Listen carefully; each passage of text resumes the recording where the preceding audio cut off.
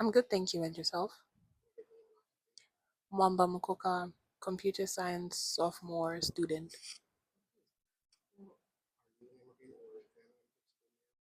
No, I think I might be. Well, I'm an international student. Not sure if that makes me an immigrant.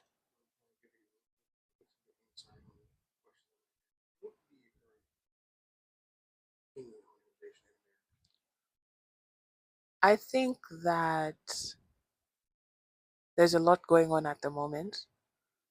I think that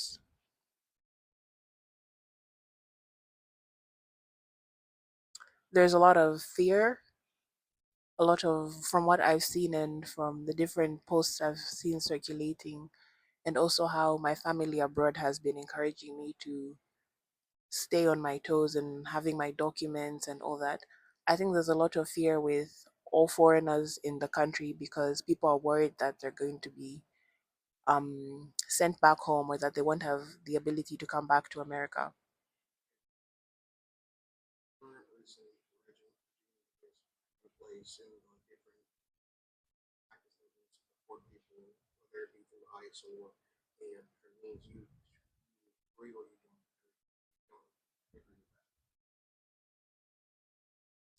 I'm I do understand at the same time why it's important to put regulations in place so that you can be able to better manage your country's resources according to your country's population.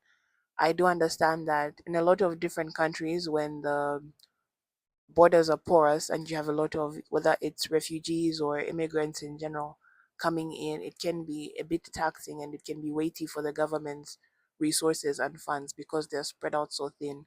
But at the same time, I also understand that the reasons that different people leave their countries are usually because they can't survive in their countries and because they're fighting for their lives and because they're seeking better opportunities and because they're trying to improve their standard of living. And I don't think that anybody should be denied the opportunity to improve their standard of living.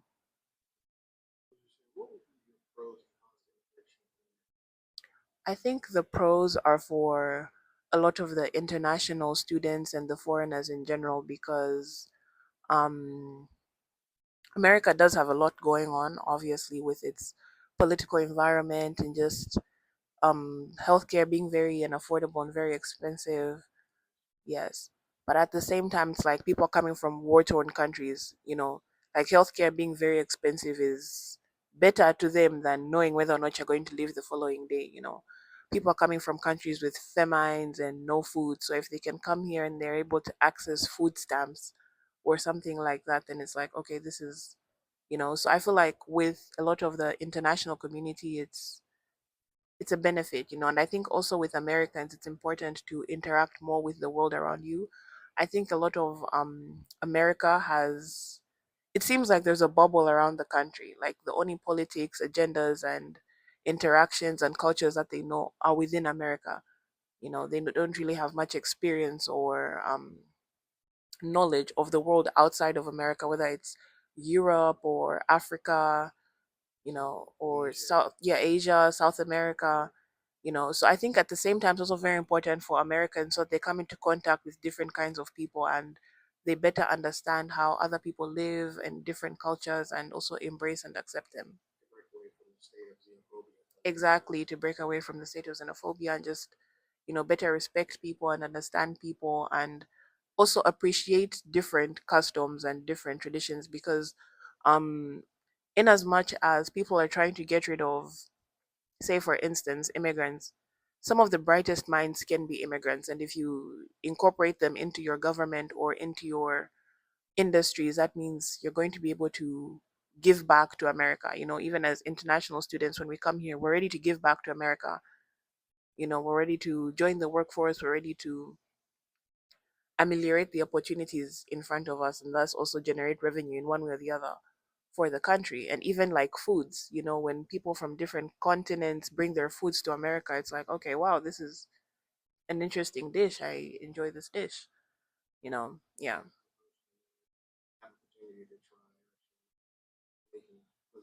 Exactly.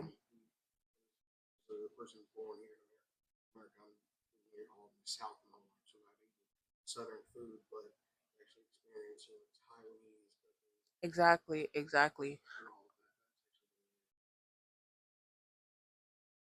Yeah, I understand how it can be problematic for the government because one thing about all the good things we try to do is that they have corresponding drawbacks and effects. You know, it's like, for instance, you want to have a church and you want everybody to come and just feed the homeless, but then you can't get food for free. Everything at some point has a cost that has to be paid in order for that thing to be implemented. So I think that that's where it comes in. It's like the government is stressed with trying to take care of the American people, right? On top of the international students, the foreigners, the immigrants. So at the same time, I do understand that they're trying to prioritize and say, okay, let's start with the Americans, depending on how long your family has been an immigrant or like been in America, then I'm guessing maybe or not your relationship with the country changes. But like, you know, it's like this is the cost of running something on a large scale. You know, I think that even a bunch of other socialist countries also do have these effects where it's like, I know in Canada they have free healthcare, but then at the same time it's like the healthcare lines are so long and you're going to die in the line before you actually access the healthcare itself because the healthcare is free, you know.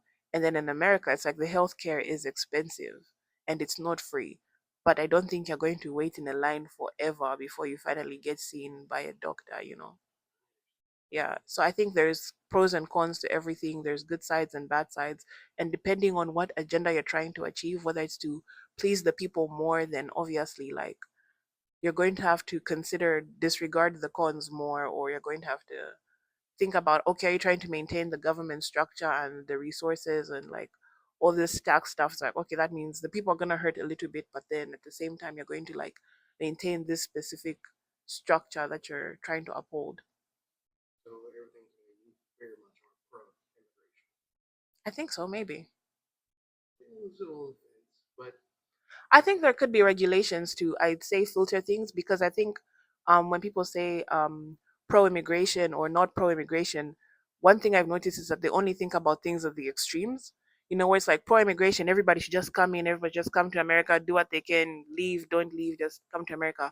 But then obviously that's going to strain the systems that are already in place, you know. But then at the same time, do think that there could be another way of going about the matter where so many people don't have to leave. You know, there could be a compromise that's made where it's like, okay, the resources are kept or the work is divided in a way such that a lot is coming back to America, you know, just moving things around so that the system remains in place and structured enough to cater to everybody's needs, you know, where there can be exceptions and just leniencies, you know, depending on the cases.